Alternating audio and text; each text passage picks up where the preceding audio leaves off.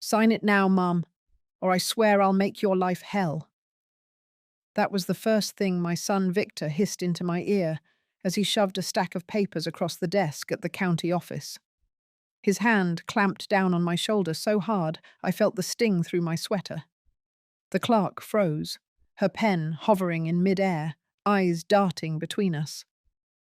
My daughter-in-law Lacey leaned in with a sugar-sweet smile that barely hid the steel in her voice. "It's for your own good, Eleanor. Stop being so difficult." I wanted to vanish right there, swallowed whole by the linoleum floor. Every head in the waiting area seemed to turn toward me, and I felt the hot flush of humiliation burn up my neck. I'm so glad you're here. If you're watching this video, please like and subscribe to my channel, and tell me in the comments where you're listening to my story of revenge from. My name is Eleanor. I'm 69 years old, and I never thought I would be the kind of woman who needed to slip secret notes to strangers, just to keep her own son from stealing everything she had worked for. But here I was, cornered in a government office with my own blood pressing me to sign away my life. Victor had been restless that morning, pacing like a man about to close the biggest deal of his career.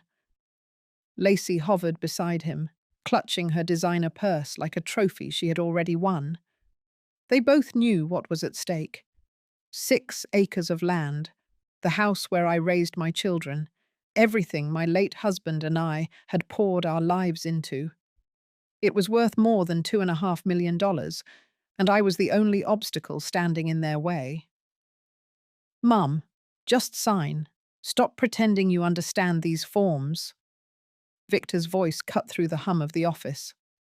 People were whispering now, trying not to look, but I could feel their curiosity crawling across my skin. My hand trembled over the page, not from weakness, but from rage. I had balanced our family books for decades, paid every bill to the penny, and here was my son treating me like a doddering fool. Lacey leaned closer, her perfume cloying, her words dripping with condescension. "Think of the stress you put on everyone when you refuse. We only want to make things easier for you. If you cared about family, you'd do this." The clerk's eyes widened slightly, her knuckles tightening around the pen. She had probably seen disputes before, but I doubted she had ever watched a son grind his mother into submission right there at the counter. I forced myself to breathe, to keep my face calm.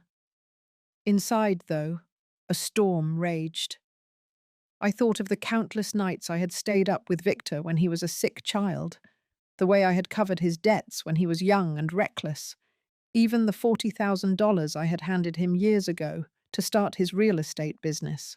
He had promised he would pay it back. He never did. And now he wanted more. He wanted everything. "Mum, don't embarrass us," Victor muttered under his breath, but the edge in his tone was sharp enough to cut.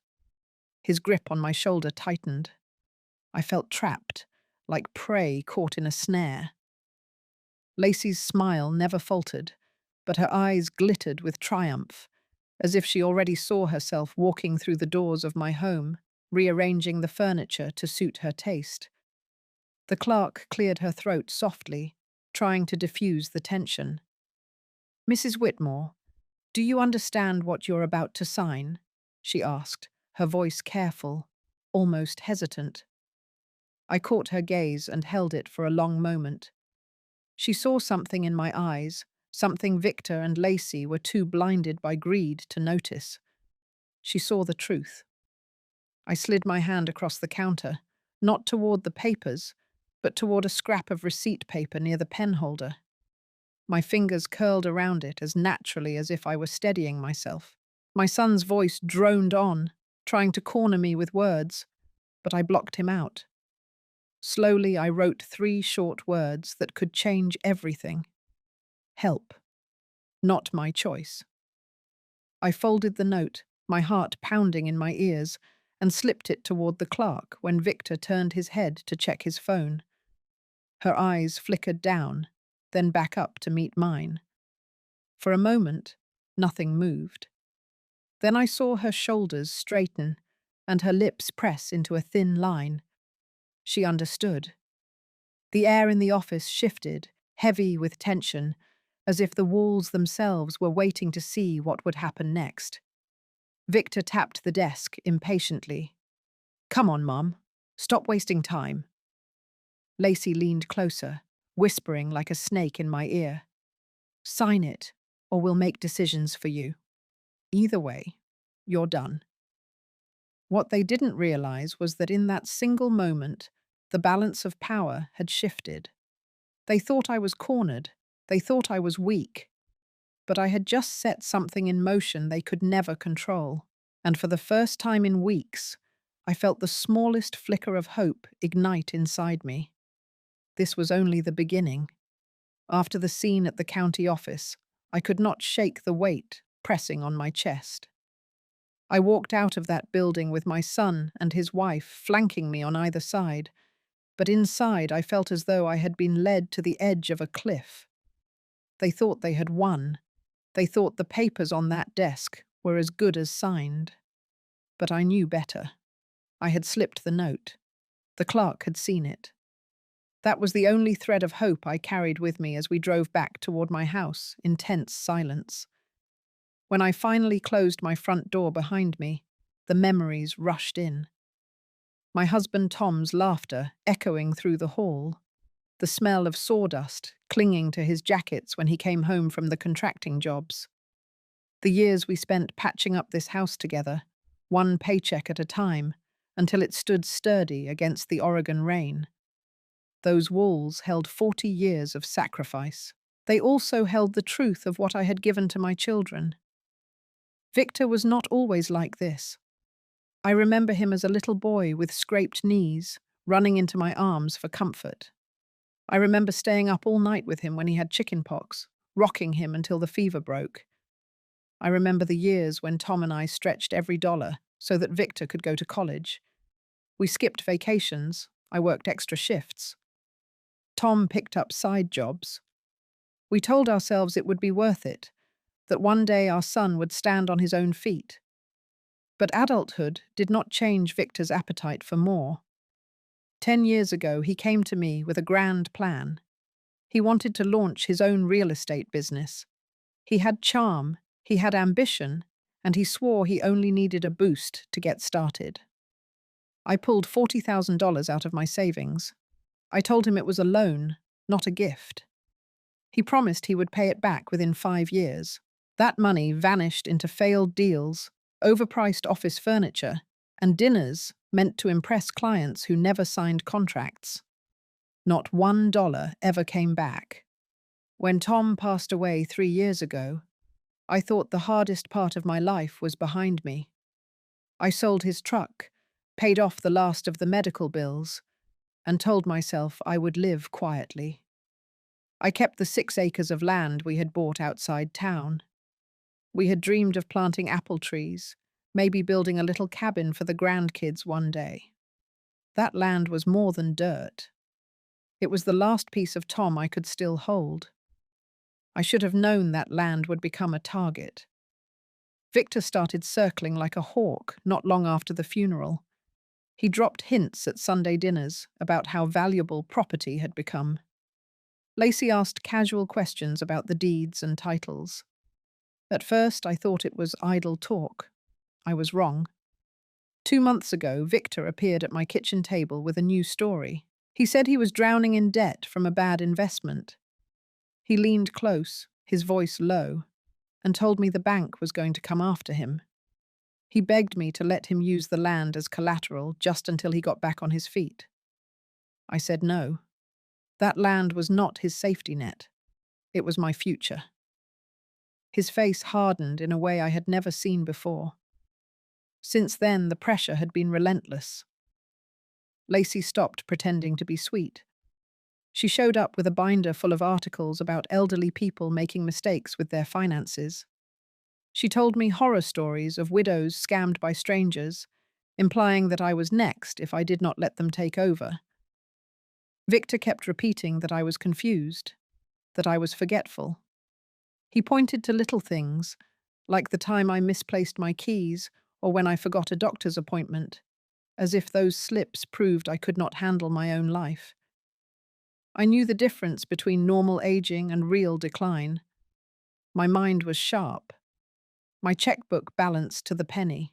My garden thrived because I still remembered every detail of planting schedules. But their words cut deep. It is hard not to question yourself when your own child insists you are failing. What hurt most was remembering all I had sacrificed for them. Tom and I went without new clothes, without dinners out, without repairs we should have made, just so we could keep money aside for Victor's dreams. We wanted to believe in him, and in return, he had turned me into a problem to be solved. That night, I sat in the quiet of my kitchen, staring at the folder of papers they had shoved in front of me. My reflection in the window looked back with silver hair and tired eyes. Yet behind that fatigue was something stronger. I was not a frail woman ready to be tucked away. I was a woman who had survived the loss of a husband, the struggles of raising children, the grind of keeping a home running. I was still capable. The humiliation of that morning still burned, but it also cleared the fog. I began to see their plan for what it really was. It was not about love or care. It was about control. They wanted my land, my house, my savings. They wanted to strip me of independence and package it as protection. I thought of Tom again.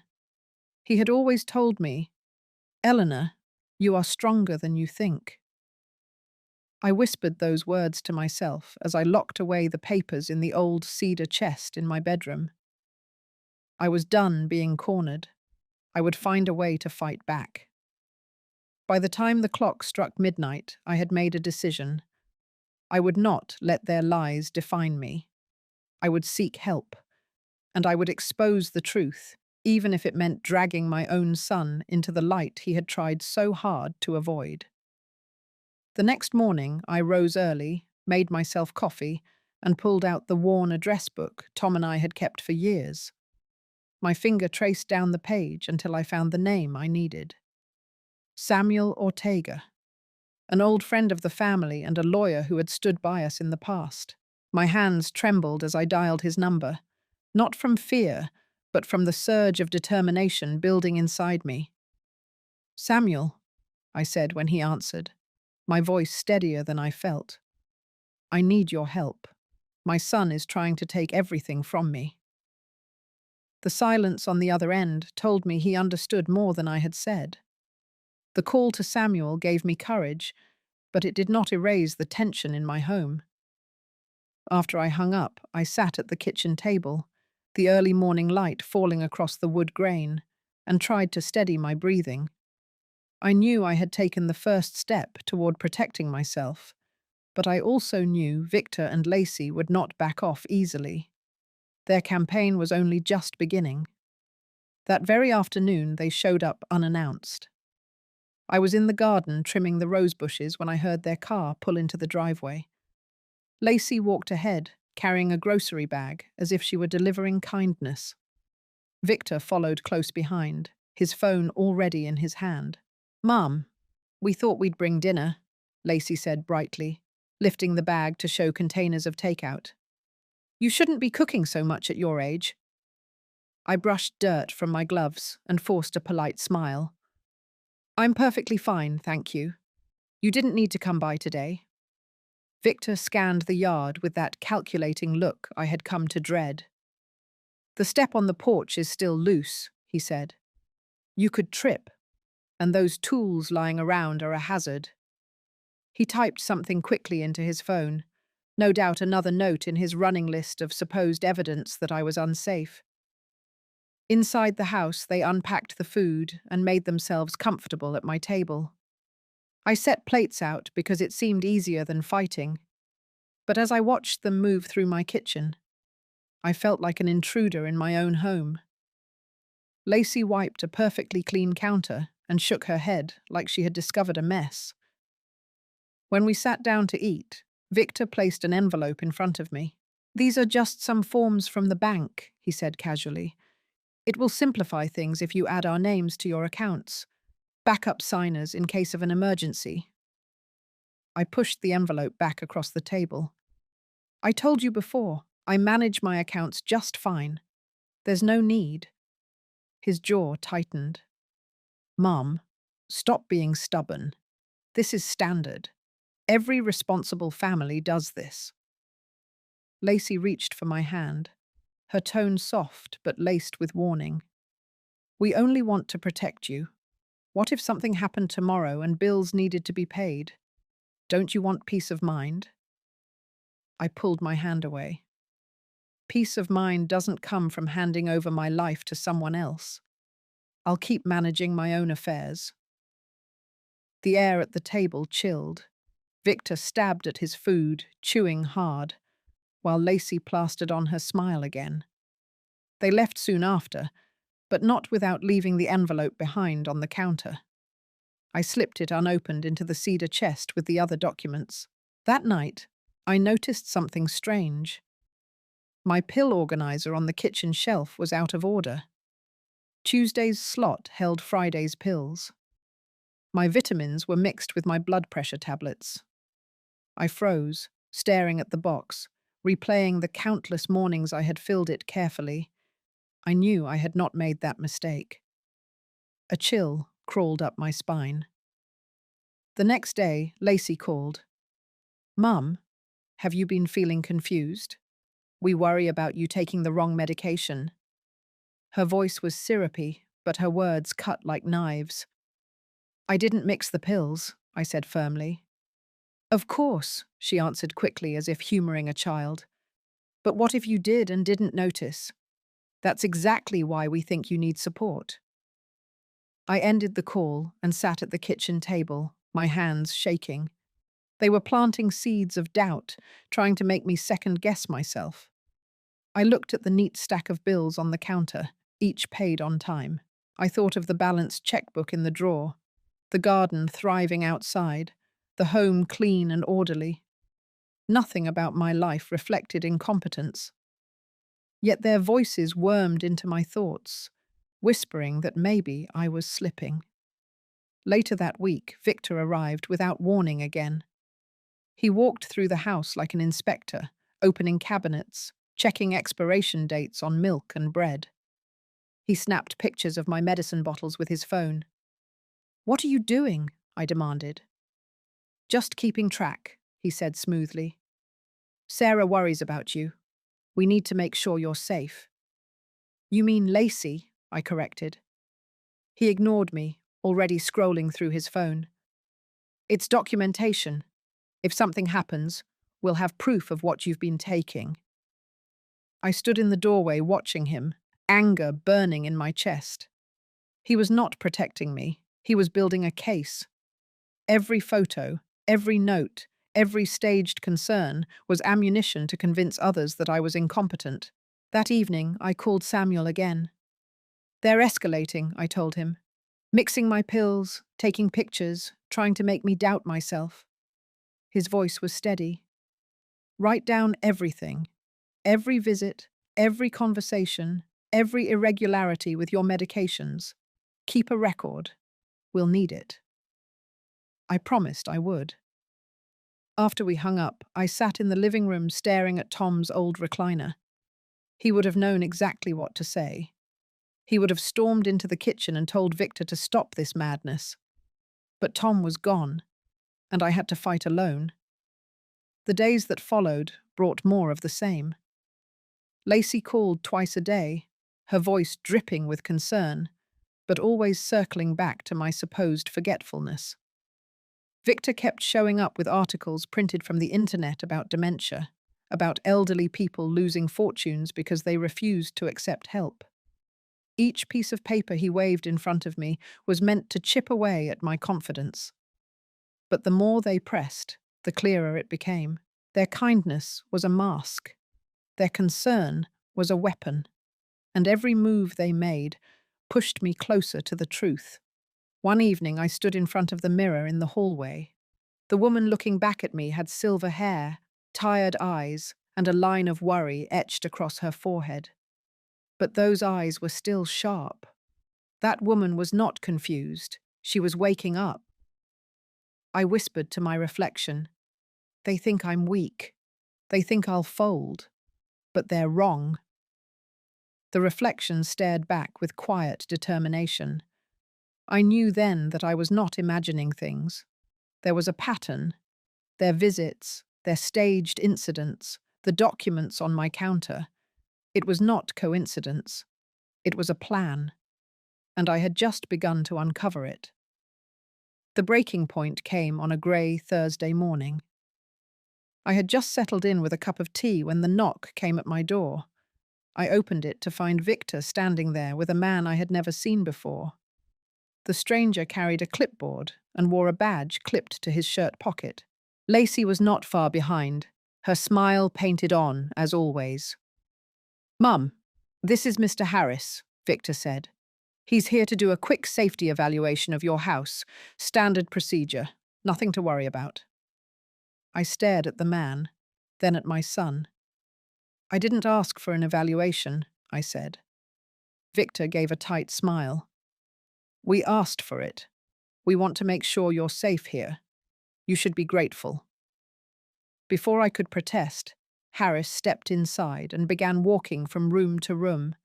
He scribbled notes as he checked the outlets, the throw rugs, the stairs.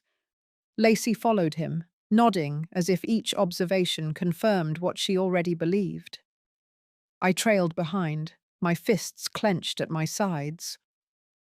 In the kitchen, Harris pointed to the pill organizer on the counter. "Who manages your medication?" he asked. "I do," I answered. Victor cut in before I could say more. "She's been mixing them up. We've been really concerned. That's why we wanted you here." My mouth went dry. I wanted to shout that it wasn't true, that they were the ones tampering. But Harris barely looked at me. His pen scratched across the paper, another mark against me in a file I had not agreed to. When they reached the living room, Victor pulled open the drawer where I kept bills and waved one of the envelopes in Harris's direction. "Sometimes she forgets payments. We try to help, but she resists." "That is a lie," I said, my voice shaking. "Every bill is paid on time. Check the dates yourself." But Harris only nodded and wrote something down. I felt the heat of humiliation rise up my neck. My own son was parading me like a helpless old woman in front of a stranger. After Harris left, promising to file his report, Victor turned to me. His face was hard, his voice low. "You're making this more difficult than it has to be. If you'd just cooperate, we wouldn't have to bring people in." I met his eyes. "This is my home. You don't get to decide how I live." Lacey stepped closer, her tone sweet but her words sharp. "Mum, don't you see? You're proving our point. Look how defensive you are. If you can't accept help, the county might have to step in." I felt the room spin for a moment. County? Step in. They were not just manipulating me privately anymore. They were building a case to take everything publicly. Later that evening, the phone rang. It was a neighbour, Mrs. Yates, who had lived down the street for 20 years. She hesitated before speaking. "Eleanor, I wanted to check on you. Your daughter-in-law mentioned at church that you've been having memory problems. I thought I'd call to see if you needed anything." I nearly dropped the receiver. Shame burned hotter than anger. They were spreading lies in the community now, weaving a story of decline that would be hard to shake. I assured Mrs. Yates that I was fine, but when I hung up, my hands would not stop trembling. It was one thing to gaslight me in private, but to drag my name through the neighbourhood, to tarnish the reputation I had built over decades, that was cruelty of another kind. That night, I sat in Tom's old recliner staring at the ceiling. My chest ached with betrayal. I thought of the times I had defended Victor when teachers called about his behaviour. I thought of the money I had loaned him, the meals I had cooked, the way I had loved him even when he stumbled. And now he was orchestrating a campaign to declare me unfit, to steal the very foundation of my life. Sleep would not come. At 2 in the morning, I rose and walked through the house, checking every lock, opening each cabinet to prove to myself that everything was in order. My checkbook lay balanced to the cent. My pantry was stocked neatly. My garden tools were lined up on the porch. The house was fine. I was fine. But the echo of Victor's voice haunted me. The county might have to step in. For the first time, I understood how far he was willing to go. He would not stop at persuasion. He was laying the groundwork for legal action, for guardianship, for stripping me of every right I still had. The next morning, I found the envelope of bank forms back on the counter. I knew I had locked it away in the cedar chest, but there it was again, waiting. A sticky note stuck to the top read, "Sign today, no more delays." My stomach turned. He had gone through my things while I was out in the yard. I crumpled the note and shoved the envelope deep into the drawer. My hands shook with fury. They were not just pressuring me. They were invading my privacy, taking pieces of my life without permission. By the time the sun set that day, I felt stripped bare. Humiliated by the inspection, exposed by the gossip, violated by the intrusion into my home. I had reached the edge of despair. But even as the weight of it threatened to crush me, a spark of resolve flickered. They wanted me to believe I was powerless. They wanted me ashamed and silent. I was neither. I went to my desk, pulled out a notebook, and began to write. Every date, every visit, every manipulation. I listed the tampered pills, the staged inspection, the lies spread to neighbors. Each page steadied me. Each word became a weapon I would one day use. As I closed the notebook and set it beside the lamp, I whispered to the empty room, "You think you're breaking me, Victor, but you're only making me stronger." The morning after the inspector's visit, I knew I could not sit in silence any longer. The humiliation still burned in me, but beneath it was a steady determination. I needed someone who could look at the situation clearly, someone who would not be swayed by Victor's charm or Lacey's fake concern. That is why I drove to Samuel Ortega's office. The small law building sat near the courthouse, its brick walls weathered but solid. When I stepped inside, the scent of old books and polished wood met me. Samuel came out from behind his desk as soon as he saw me. His hair had turned silver since the last time I saw him, but his eyes were sharp and kind. "Eleanor," he said, gripping my hand warmly, "what brings you in today?" I lowered myself into the chair across from him and took a long breath. "It's Victor. He's trying to take everything from me. The land, the house, even my bank accounts. They've been pressuring me non-stop. I don't know how much longer I can keep them at bay." His expression grew serious. "Tell me exactly what they've done." For the next half hour, I laid it all out. The papers they had pushed under my nose, the staged concern, the tampered medication, the county inspector who walked through my home. I told him about the gossip Lacey had started and the envelope with the sticky note demanding my signature. Samuel listened without interrupting, occasionally jotting notes on a yellow pad. When I finished, he leaned back in his chair and rubbed his chin. "Eleanor, this is classic financial elder abuse. They are laying a foundation to prove incompetence. Once they get that, they can petition the court for control over your assets. If you sign anything now, you hand them the keys yourself." I clenched my fists in my lap. They want me to believe I'm helpless, but I'm not. "You're not," he agreed firmly, "but you need protection. First, gather every document they've given you and keep it safe. Second, start a detailed log of every interaction. Dates, times, exact words if you can. Third, we need to review your legal protections. Do you have a current power of attorney or trust set up? I have a simple will, but nothing beyond that, I admitted. Then we'll fix that, he said. We'll create a trust that protects your land and your home. We'll draft a power of attorney that names someone you trust, not them. And we'll schedule a competency evaluation. If a doctor certifies you're fully capable, it destroys their narrative before they can use it against you. For the first time in weeks, I felt like I could breathe. How long will this take? A few weeks at most, he said. But we need to be careful. If Victor and Lacey suspect you're building defenses, they may escalate. So act as though you're still considering their proposals. Let them show their hand. The more evidence we gather, the stronger your case will be. I nodded slowly.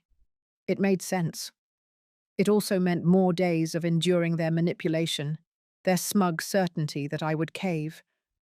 But now I had a plan. As I rose to leave, Samuel put a hand on my shoulder. You're not alone in this, Eleanor. I've seen too many families torn apart by greed.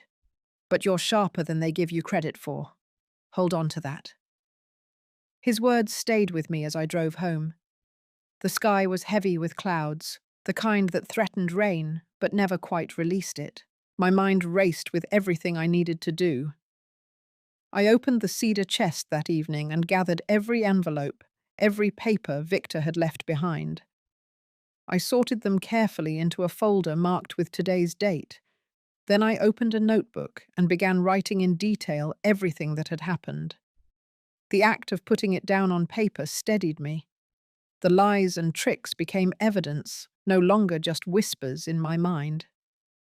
The next few days, I kept my routine outwardly the same. I tended my garden, cooked my meals, and smiled when Lacey called. She pressed me with the same questions. Have you thought about signing yet? Wouldn't it be easier if we just handled things for you? I gave vague answers, pretending to hesitate. Inside, I wrote down every word as Samuel had told me. Victor appeared one evening with a new tactic. He laid out glossy pamphlets for assisted living facilities across my kitchen table.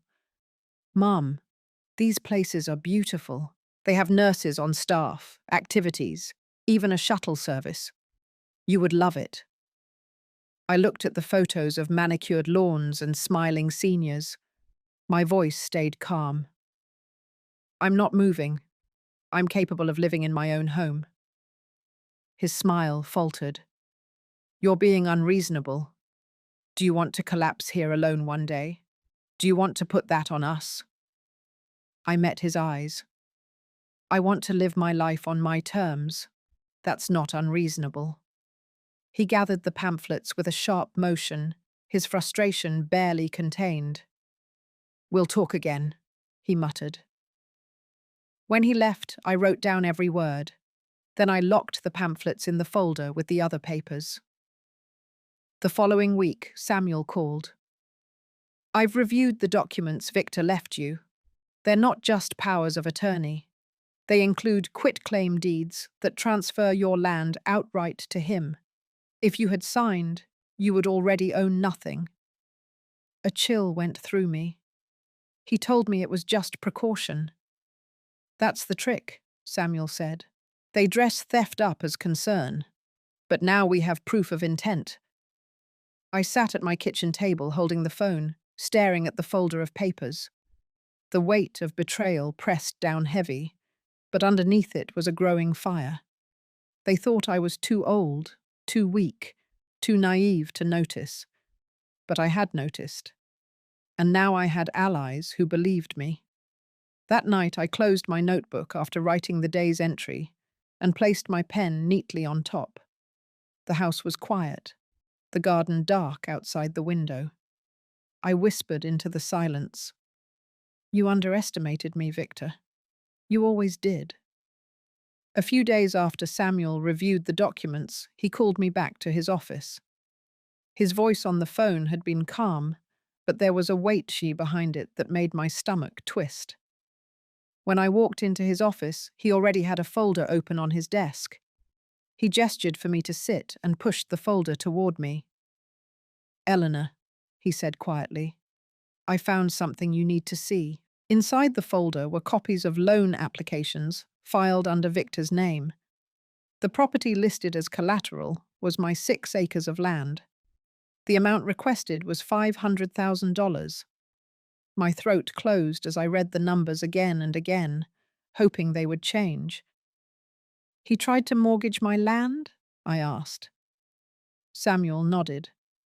"Not tried. He already submitted the paperwork. The only thing missing is your signature on those deeds. If you had signed what he brought you, the bank would have approved this loan within days. He planned to pull out $500,000 secured by your property." I sat back in the chair, my hands gripping the arms to steady myself. All the pressure, the staged concern, the tampered medication, it all snapped into place. He had not just wanted control, he had wanted cash. My land was nothing more than a lever for his debts. "He told me it was a precaution," I whispered. "That's the lie they always use," Samuel said. "But the intent is clear. He is not preparing to take care of you. He is preparing to strip you of everything." The betrayal hit me like a physical blow.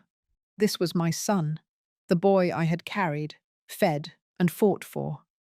Now I saw him for what he was becoming, a man willing to gamble away his mother's future for his own comfort. "What do we do now?"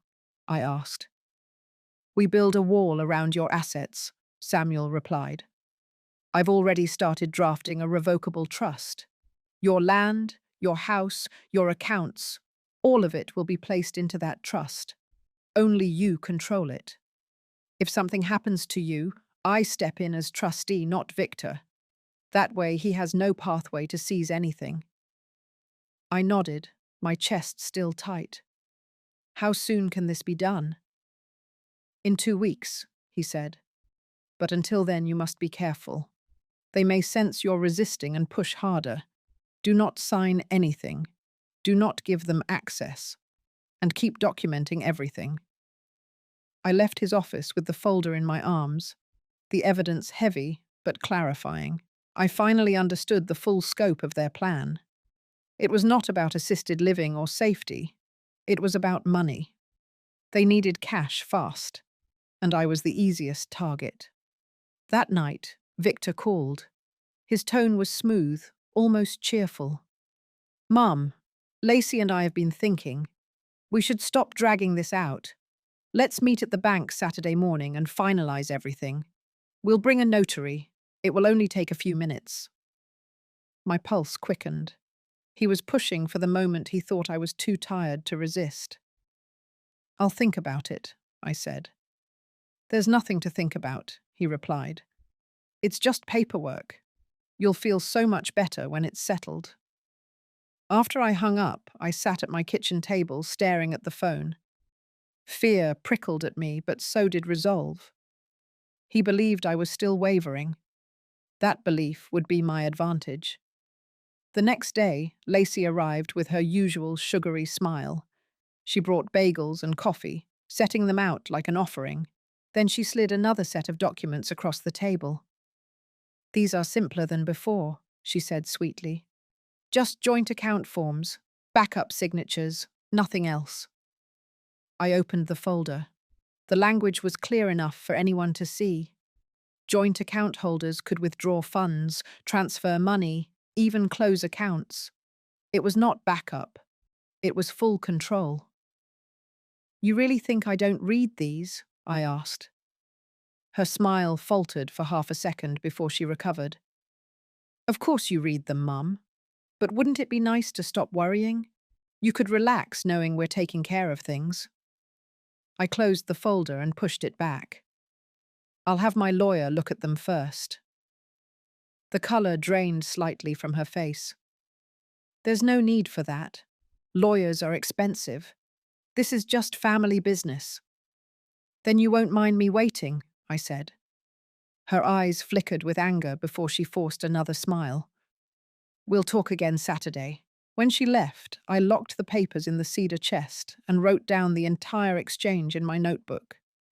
The pattern was undeniable now. They were accelerating, trying to corner me before I could fortify myself. Friday night, I gathered every important document I owned and placed them in a small, fireproof safe in my bedroom. I slept lightly, waking at every sound, my mind racing through what Saturday would bring. The morning came bright and cold. Victor and Lacey pulled into my driveway at 9 sharp. My grandchildren ran to the backyard to play, while their parents walked inside with determined faces. Victor carried a leather portfolio. Lacey carried a smile that looked carved from stone. "We're ready," Victor said. "The notary will meet us at the bank at 11. Bring your ID, and we'll get this over with." I poured myself coffee, steadying my hands. "I'll go," I said quietly. Relief flashed across their faces. They thought the battle was won. They did not see the steel forming inside me, the knowledge Samuel had given me, or the plan beginning to unfold. As they gathered the children and bustled toward the door, Victor looked back at me. "You'll thank us one day, Mum. We're saving you from yourself." I held his gaze without answering. My heart pounded, but not with fear anymore. For the first time in weeks, I felt something stronger rising. This was no longer just about resisting. This was about exposing the truth. Saturday arrived like a storm cloud hanging over my house.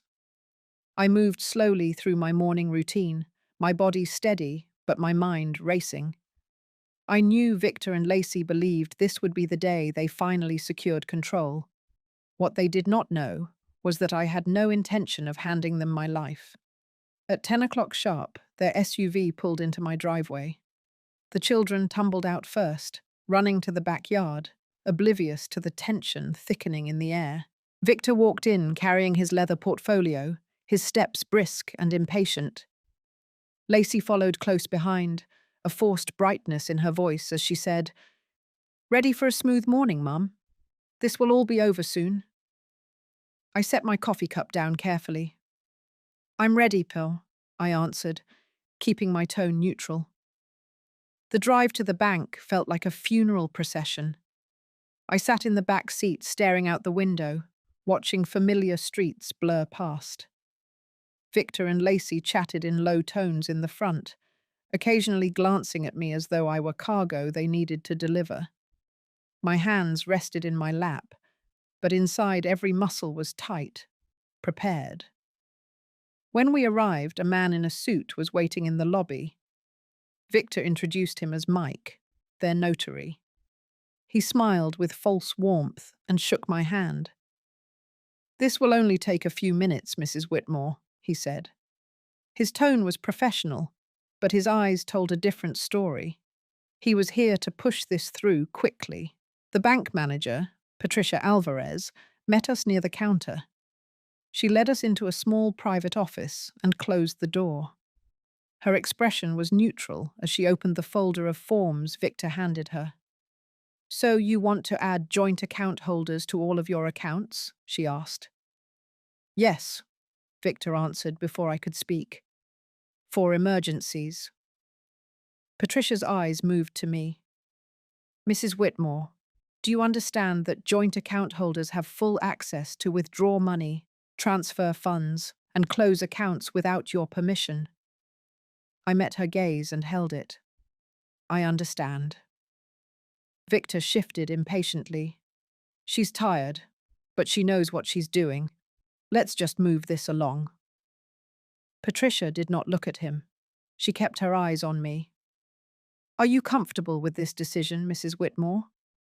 My voice was steady. "I suppose it's necessary," I said, letting a trace of hesitation slip through. I reached into my purse and pulled out a folded slip of paper.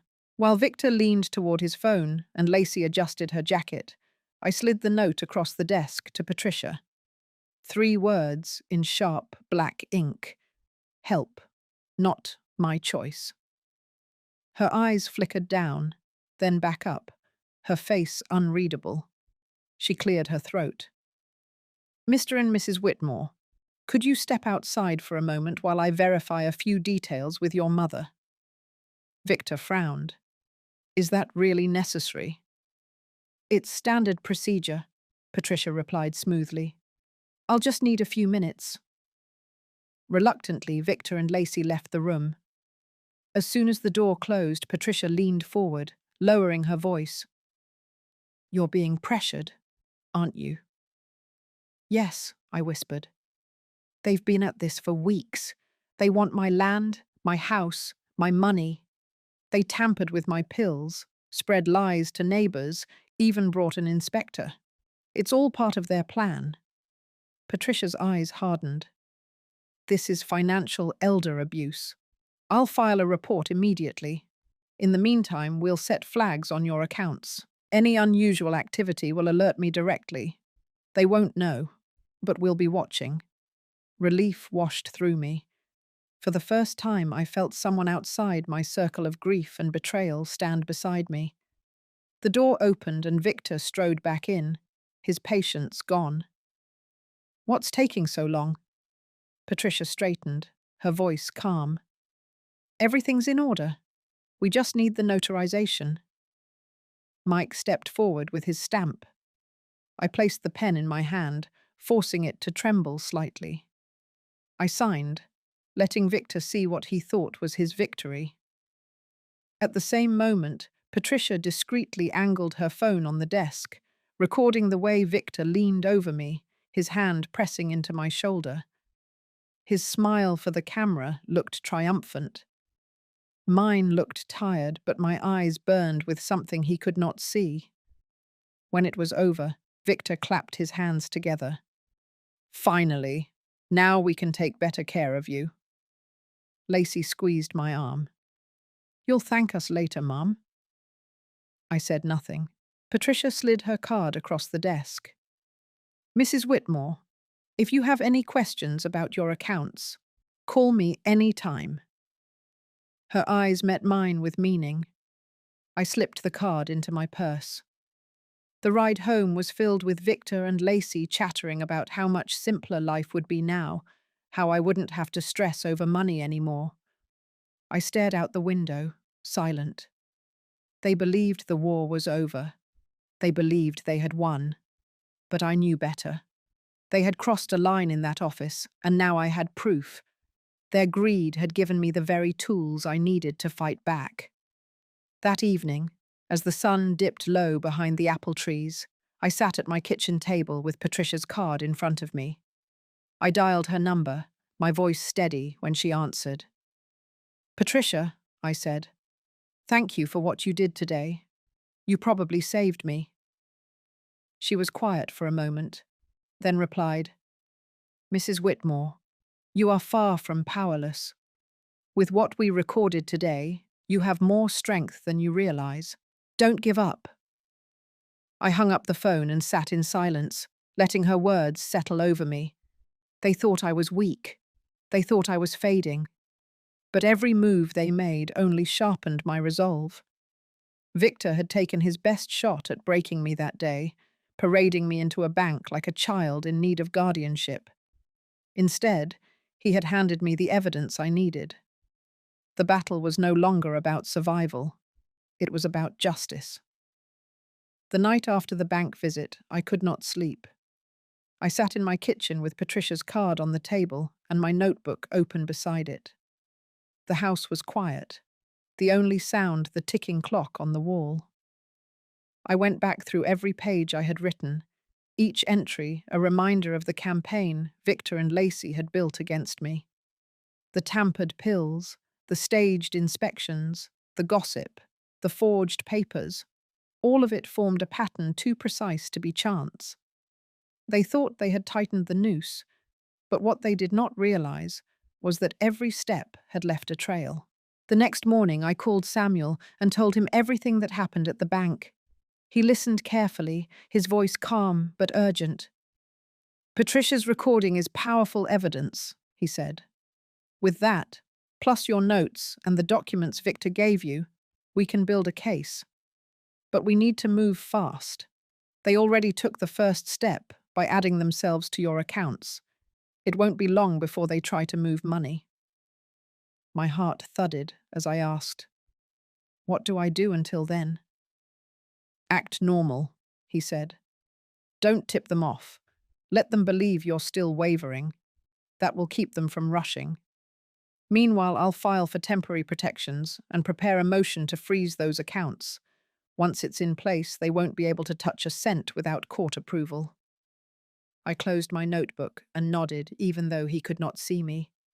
"I'll hold steady." For the rest of the week, I followed his advice. When Lacey called with her syrupy voice asking if I was feeling clearer today, I answered with vague replies. When Victor dropped by unannounced with new forms in his hand, I smiled faintly and said I needed more time. Each encounter I recorded in detail as soon as they left. But inside I was preparing. I went through every drawer, every file cabinet, gathering important papers. Birth certificates, the deed to the land, my marriage license, my husband's death certificate, tax returns, insurance policies. I stacked them neatly in the fireproof safe in my bedroom. Then I copied key items and gave them to Samuel's office for safekeeping. At night, I sat in my recliner and thought of Tom. I imagined his steady hand on mine, his voice telling me I was strong enough to see this through. The grief of losing him never fully faded, but now it hardened into resolve. I could not let the land we had bought together, the home we had built brick by brick, fall into Victor's reckless hands. On Thursday evening, Victor came again, this time with a sharper edge. He walked through the house with a false air of authority, opening closets, checking the pantry, scribbling notes. "Mum, this place is too much for you," he said. "You can't keep up. We've already put down a deposit at Green Hills Assisted Living. It's time." The words landed like blows. "You did what?" He did not flinch. "We put down a deposit. Move-in could be next weekend. It's better this way. You'll be safe, and we can handle everything else." I felt the floor tilt beneath me. "I never agreed to that." "You don't need to," he said coldly. "It's already in motion. All that's left is transferring the rest of the funds." When he left, I sank into a chair, my hands gripping the arms until my knuckles whitened. Fear clawed at me, but beneath it, anger surged stronger. He had crossed into open theft. This was not persuasion anymore. It was takeover. I called Samuel immediately. "He paid a deposit without my consent. He's planning to move me out of my own house." Samuel's voice was grim. "Then we escalate. Tomorrow morning we file for a restraining order and petition to freeze your accounts. I'll contact Patricia so she's ready to flag any suspicious transfers. Stay calm tonight. By this time tomorrow, you'll have legal protection." After I hung up, I went to the window and looked out at the dark yard. The apple trees stood still in the moonlight, silent witnesses to my life. For years I had nurtured them, pruned their branches, gathered their fruit. They were rooted deep, just like me. And just like me, they were not going anywhere. Friday morning, I met Samuel at his office. The folder of evidence lay heavy in my arms, but when I handed it to him, I felt lighter. He spread the papers across his desk, methodical and calm. Patricia had already sent over the recording and a note confirming she had flagged my accounts. "With this," Samuel said, tapping the pile, "we can show the court a clear pattern of coercion and abuse. Once the order is granted, they won't be able to withdraw a dime. And if they try, they risk criminal charges." I sat straighter, a flicker of relief warming me. For the first time in months, I was no longer reacting. I was preparing. That evening I returned home and went through the house with new eyes. Every corner Victor had criticized, every drawer Lacey had opened, now looked different. They weren't signs of weakness. They were proof of the life I had built. My home was organized, my bills were paid, my mind was clear. When the phone rang later that night, I let it go to voicemail. Victor's voice filled the machine. "Mom, call me back. We need to finalize everything before the weekend. Don't make this harder than it has to be." I erased the message without listening further. I opened my notebook and wrote the date, the time, his exact words. Then I closed it with a firm hand. The storm was coming, but I was no longer afraid. I had my evidence, I had allies, and soon I would have the law on my side. Victor and Lacey thought they had cornered me. What they did not know was that I was already preparing to strike back. Saturday morning, the courthouse smelled of old paper and floor polish. I sat beside Samuel in a narrow wooden bench, clutching the folder of evidence like it was a lifeline. He leaned close and spoke quietly. "Today is the day we stop them from touching another cent." His calm steadied me, but my stomach still churned. The hearing room filled quickly. Victor and Lacey swept in with sharp clothes and smug expressions, whispering to each other as if this were a business meeting. They avoided looking at me, though I felt their presence like a shadow. The judge, a tall man with silver glasses, entered and called the case. Samuel rose and presented the petition for a restraining order and the freeze on my accounts. He laid out the facts, one by one. The forged documents, the staged inspections, the tampered pills, the deposit made to the assisted living facility without my consent. Then he played Patricia's recording from the bank. The room went silent as Victor's voice filled the speakers, low and menacing, telling me to sign. The sound of his hand pressing into my shoulder was faint, but clear enough. The judge's expression hardened. "Mr. Whitmore, do you dispute this recording?" Victor straightened his tie.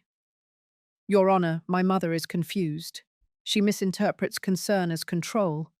We were trying to protect her. That recording is taken out of context." Lacey nodded quickly.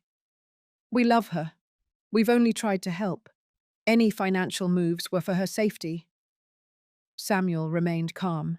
If that were true, why hide the quitclaim deeds disguised as precautionary forms? Why apply for a $500,000 loan using her land as collateral? Why pressure her repeatedly while spreading rumors of dementia in the community? He let the silence hang.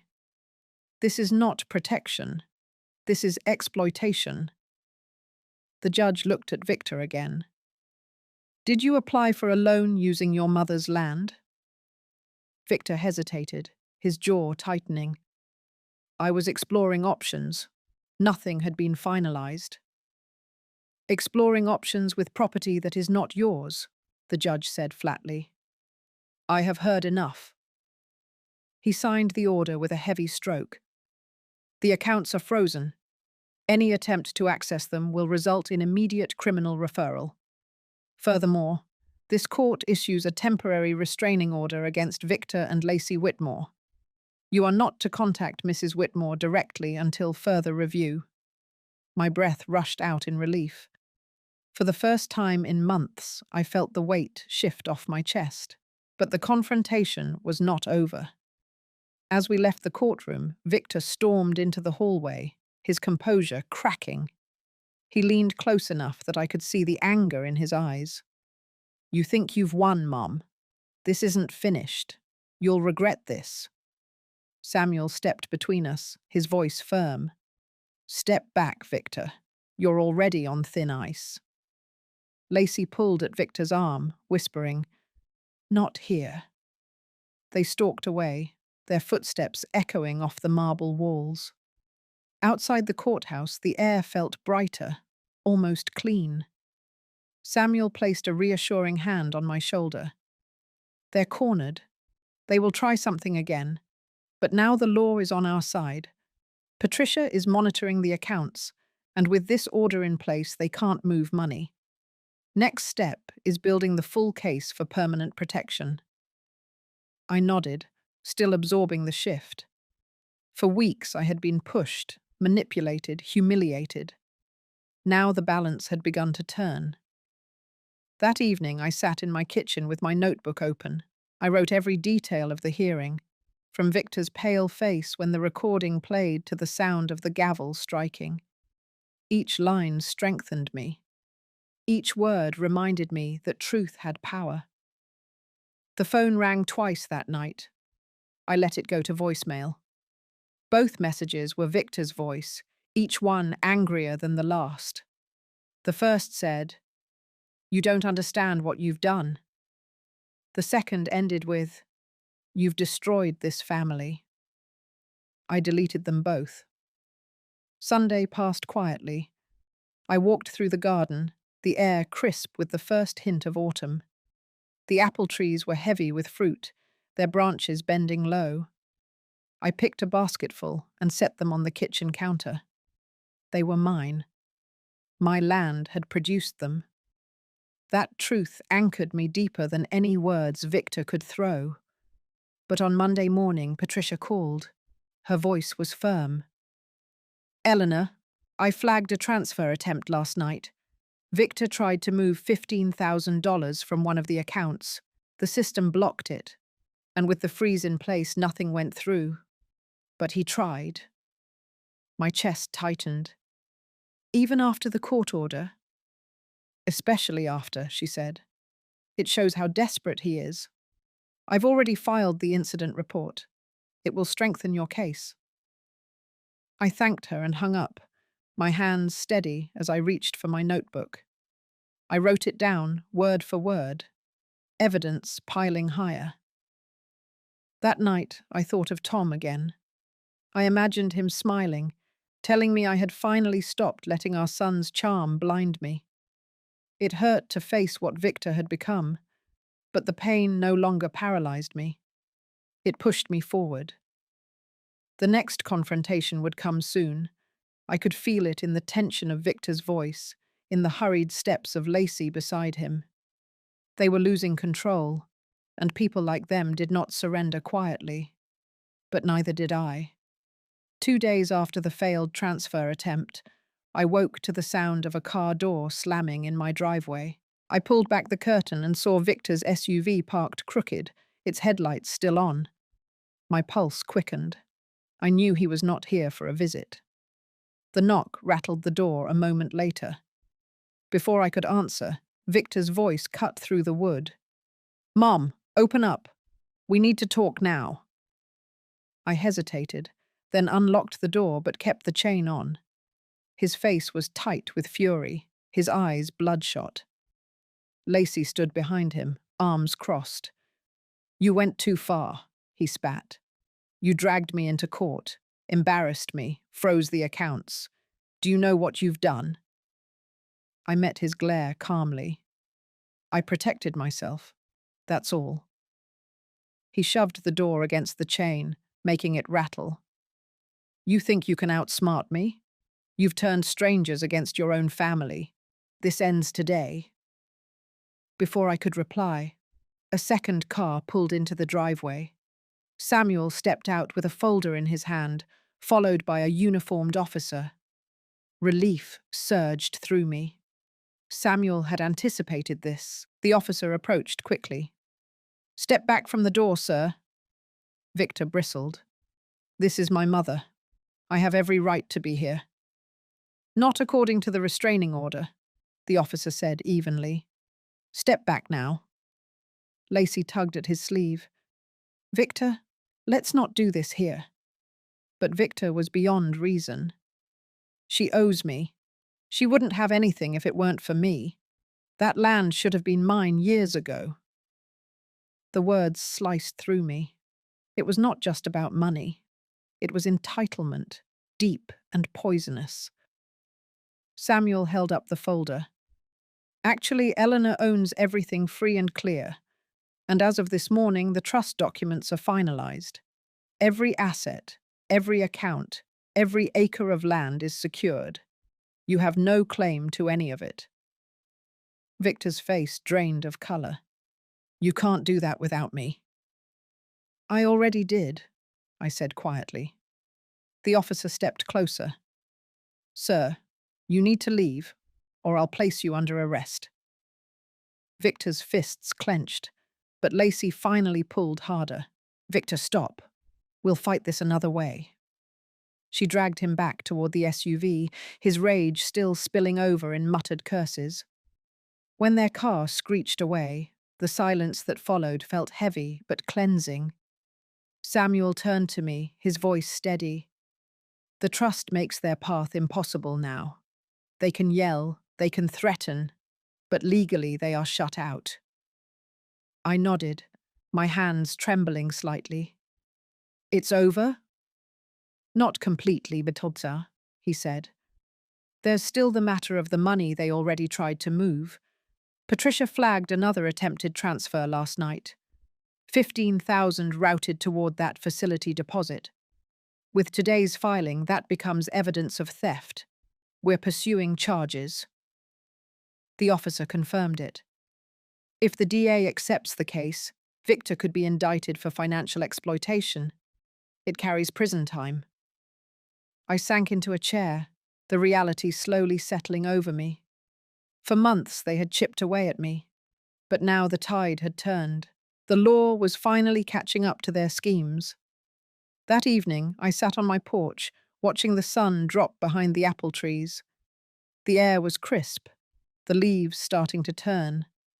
My notebook rested on my lap, filled with every detail of the past months.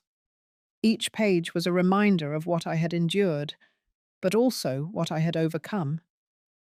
As the sky darkened, the phone rang. It was Patricia. I wanted you to know, she said. The flagged transactions are officially under investigation, and with the trust in place, your accounts are secure. They can't touch you anymore. Thank you, I whispered. You did the hard part, she said gently. You refused to be silenced. After I hung up, I looked out at the orchard one more time. The branches swayed in the evening breeze, strong and unbroken, just like me. The next day, Victor tried again, not with force but with words. He sent a letter, handwritten, left on my porch. It said, "You destroyed our family. You chose lawyers over blood. One day you'll regret it." I read it once and tucked it into the folder of evidence. It was not a wound anymore. It was proof. Proof of what he had become. Samuel called later to update me.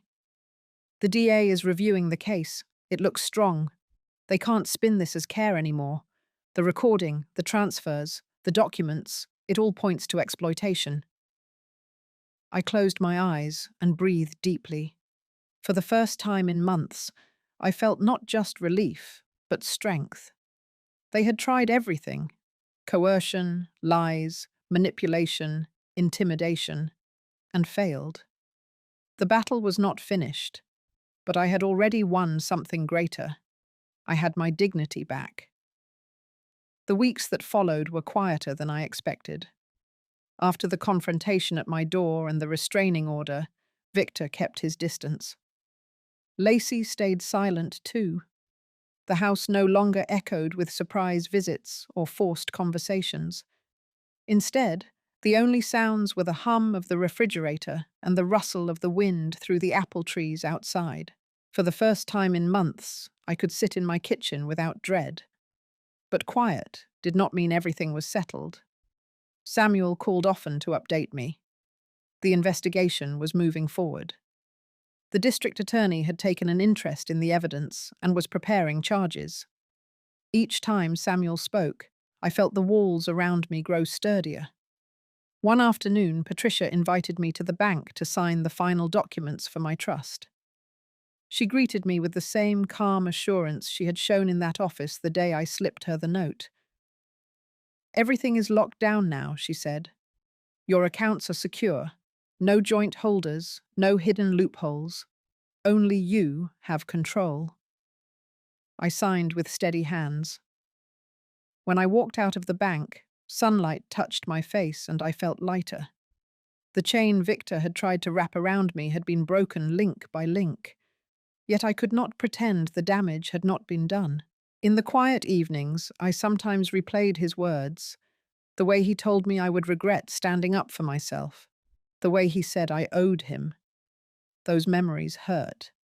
They cut deeper than the paperwork ever could. To heal, I turned back to my routines.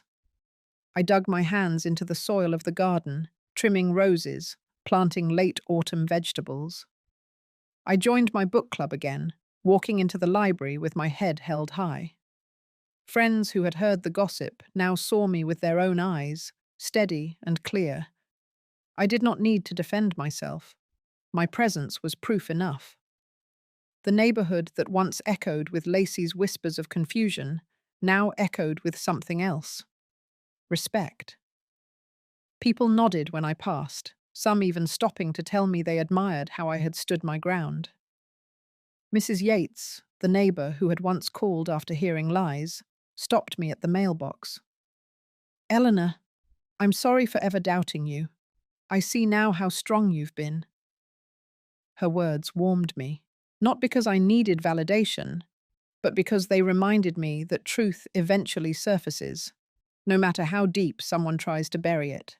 Meanwhile, Samuel kept building the legal wall around me. He arranged for the return of the deposit Victor had placed on the assisted living facility. He filed the paperwork to recover the 15,000 Victor had attempted to move. Piece by piece, everything they had tried to take was pulled back. One evening I sat on the porch with my notebook in hand. I flipped through the pages filled with dates and words I once wrote with trembling hands. Now those same pages looked different. They were not just records of pain. They were evidence of survival. I closed the notebook and set it aside. The apple trees swayed gently in the evening breeze, their branches thinning as autumn deepened. I thought of Tom again, and for the first time the memory did not sting. It steadied me. I had faced betrayal, but I had also reclaimed dignity. That was a victory he would have been proud of. Later that week, Samuel called with news that the DA's office was ready to move forward. "They will be charged formally in the coming weeks," he said. "It may take time, but the law is on your side now." I thanked him, my voice steady. It's not just about punishment. It's about drawing a line. They need to know I will not be erased. "That line is clear now," Samuel said. That night, I slept without waking at every sound. I no longer needed to check the locks twice or hide documents in the cedar chest. The danger was still out there, but it no longer sat in my living room pretending to be family. As the days passed, I began to look ahead. I considered volunteering at the community center, maybe sharing my story with other women who might face the same manipulation. If it could happen to me, it could happen to anyone. And maybe my voice could help someone else find their strength sooner. One Sunday morning, I baked a pie with the apples from my own trees. I carried it next door to Mrs. Yates and shared it over coffee. We talked about books, about the changing season, about ordinary things. For the first time in a long while, life felt ordinary again. The scars of betrayal remained, but they no longer controlled me. The fear had faded, replaced by calm certainty. My home was mine. My land was safe. My life was in my hands. And that was enough. The day of the final hearing arrived with a crisp chill in the air. I walked into the courthouse with Samuel beside me, his briefcase filled with months of evidence. Patricia was already there, her quiet nod reminding me of the moment she had first slipped me her card. We had come full circle. Victor and Lacey sat on the opposite side of the room, their shoulders stiff, their faces pale. For once, there was no smugness. They looked worn, the weight of consequences pressing on them. The district attorney presented the case in measured tones, laying out the recording, the attempted transfers, the false documents, the deposit made in my name. Piece by piece, the story unfolded, undeniable. When the judge spoke, his words were clear. This court finds that Victor and Lacey Whitmore engaged in financial exploitation of a vulnerable adult. The restraining order will remain in place. Restitution is required for funds already taken. Further, probationary oversight is imposed to ensure compliance. It was not prison, but it was accountability. For me, that was enough. I did not need to see them locked away. I needed them to face what they had done, and to know the law had marked it as wrong. As we left the courtroom, Victor called my name. I paused in the hallway, Samuel at my side. Victor's voice was lower than I had ever heard it. "Mum, I never thought it would come to this. I was desperate. I made mistakes. I can't take them back." I looked at him, my son, the boy I had once carried on my hip, the man who had tried to strip me of everything. My heart ached with both anger and sorrow. "You hurt me, Victor. You betrayed me. But you are still my son. What you do next is up to you. If you want forgiveness, it starts with honesty and change." His eyes dropped, and for the first time in months, I saw something other than entitlement. Shame.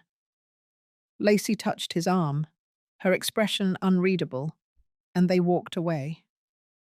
Outside the courthouse, I breathed deeply, the cool air filling my lungs. The land was still mine. My home was still mine. My dignity was intact.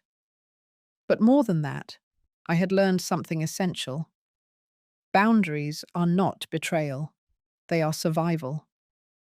In the weeks that followed, life slowly returned to rhythm.